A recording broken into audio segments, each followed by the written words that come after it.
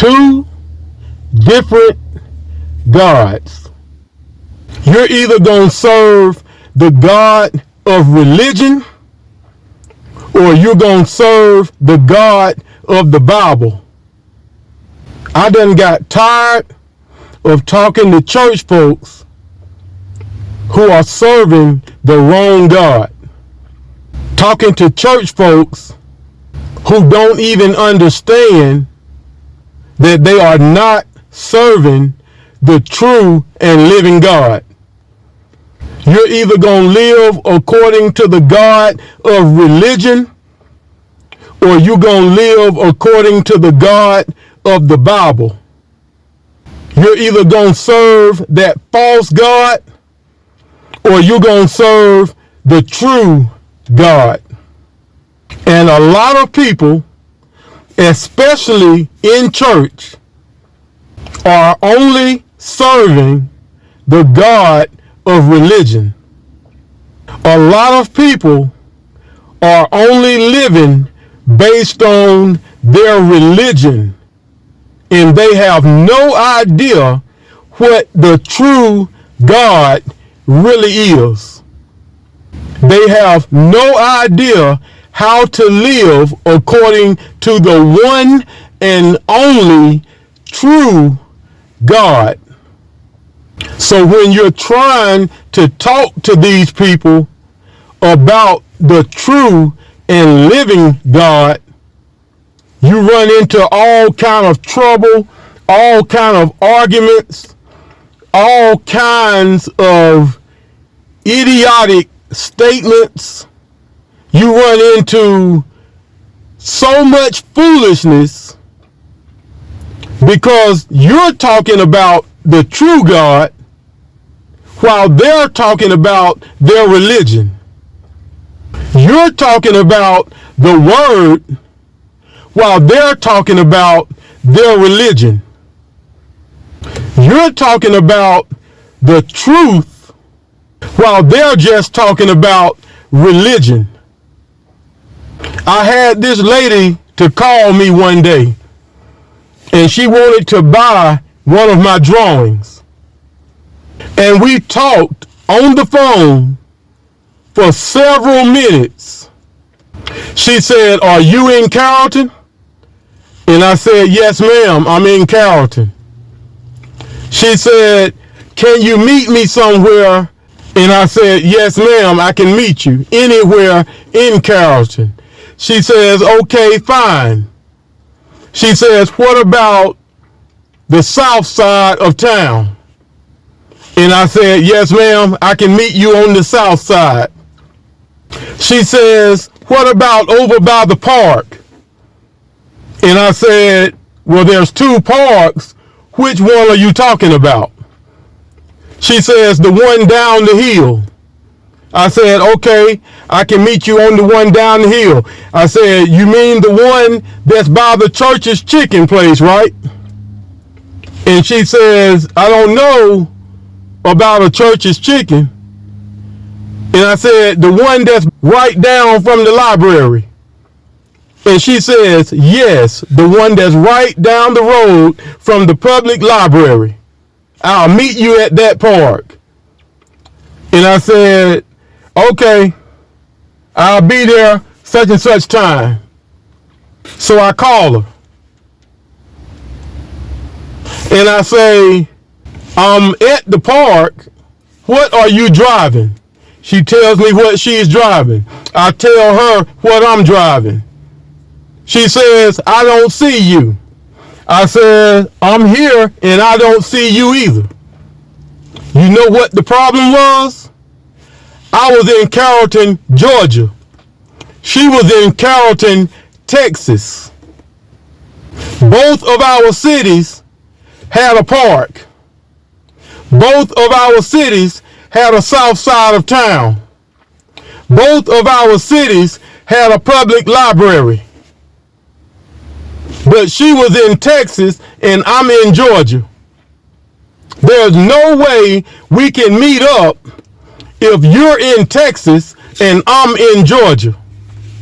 And there's no way we can fellowship if you're serving the false God and I'm serving the true God. There's no way we can fellowship if you're serving the God of religion and I'm serving the God of the Bible. There's no way we can fellowship if all you know is church and all I know is Christ. But when you talk to these people, these church folks, these religious folks, these people who talk word 24/7, but their life looks like trash 24/7.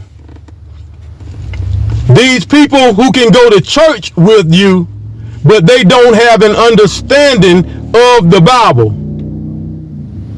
When you talk to these people, you realize you are serving a totally different God than they are. And there's a whole lot of these people out here. You'll never reach them because they only know religion. You can never teach them because all they care about is religion. You'll never get through to them because all they know is church. We are serving two different gods. So you tell me what God you serving when the scriptures say one thing and you say something totally different.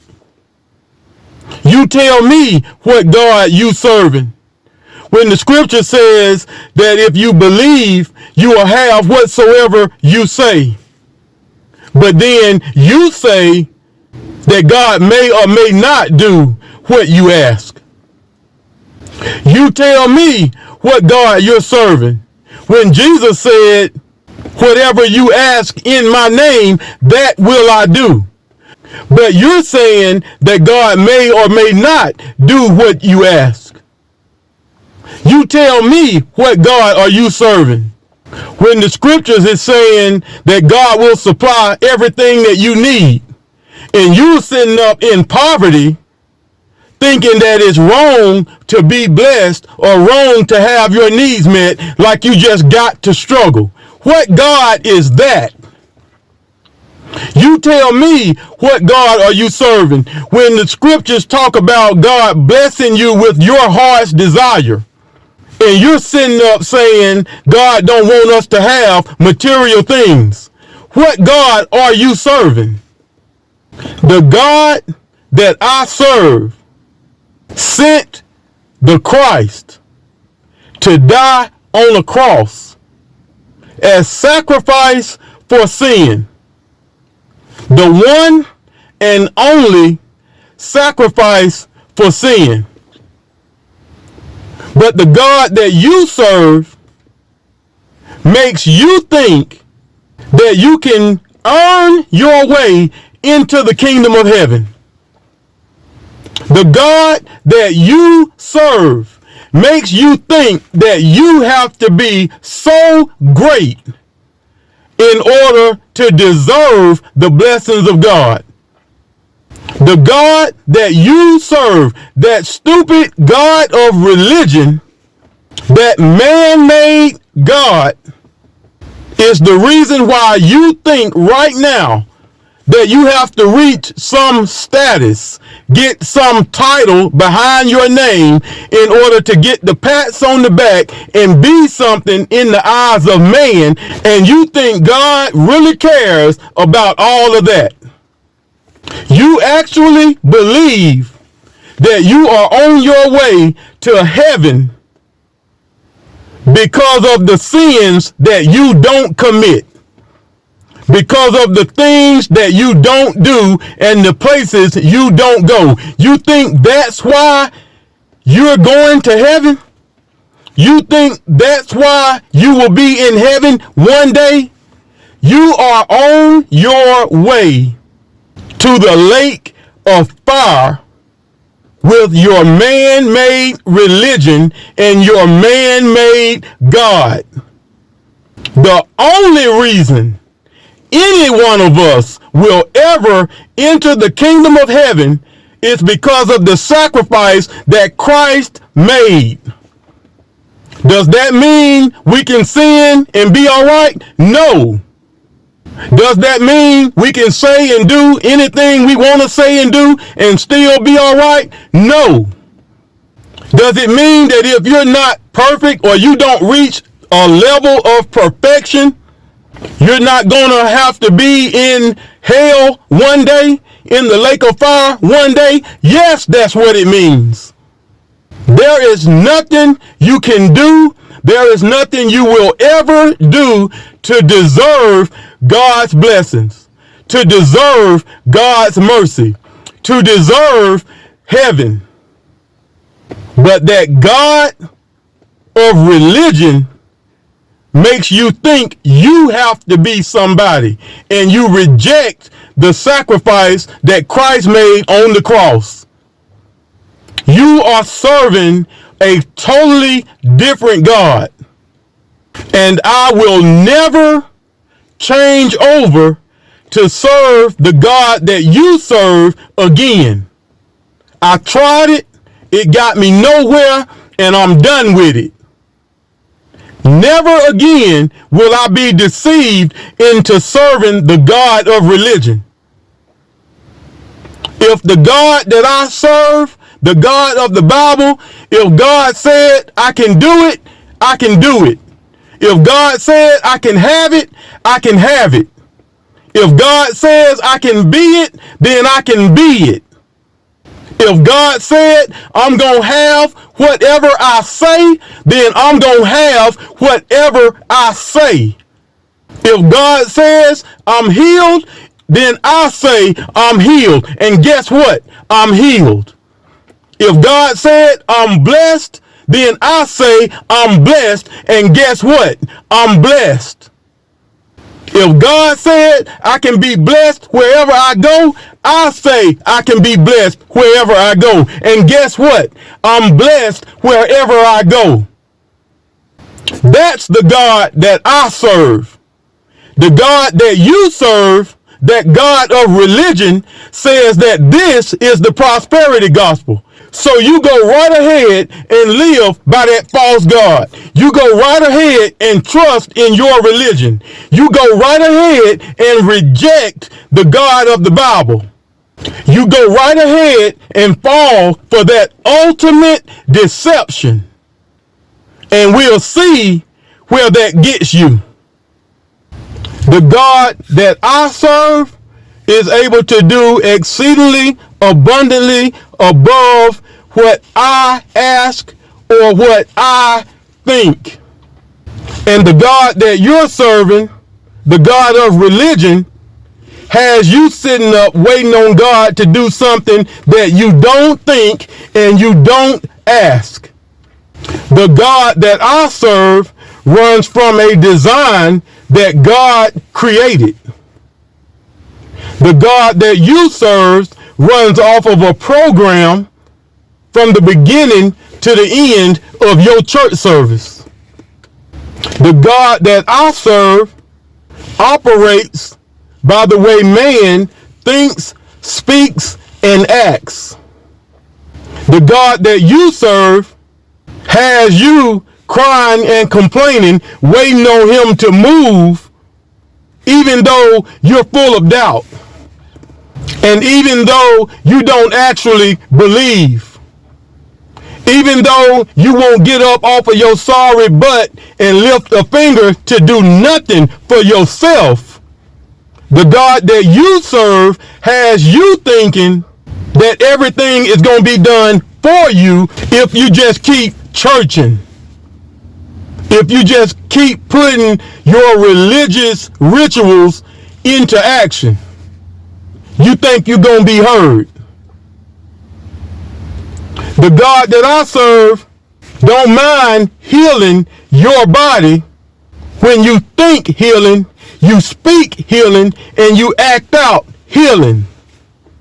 The God that you serve has you thinking that you're going to be healed just because you put money in the offering. The God that you serve has you thinking that you can get a healing just because you're faithful at attending church. The God that I serve will bless you abundantly if you live a lifestyle in which you obey the word.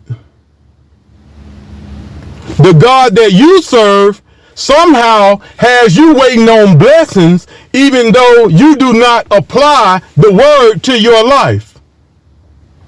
You don't believe what the word says, so you don't do what the word says, but you're still sitting up waiting on a blessing to come. The God that you serve has you looking for abundance even though you give sparingly. The God that I serve gives me sparingly if I give sparingly, and gives me abundant if I give abundantly. The God that I serve is a productive God of action. The God that you serve never produces anything in your life. We're serving two separate gods. The God that I serve is the way, the truth, and the life. The God that I serve will bless you when you follow the way. Will bless you when you live by the truth. Will bless you when you make the word your life. But we're serving two separate gods. That's why I can talk until my face gets as blue as this coat, and you'll never understand what I'm saying. That's why Pastor Cochran can preach week after week after week after week, breaking the word down and explaining how God operates and explaining how we should operate, explaining how the word works when you work the word. But you still don't get it. You're still naive. You're still deceived. You're still on the wide path to death. You still lack understanding and reject understanding because we are serving two separate gods.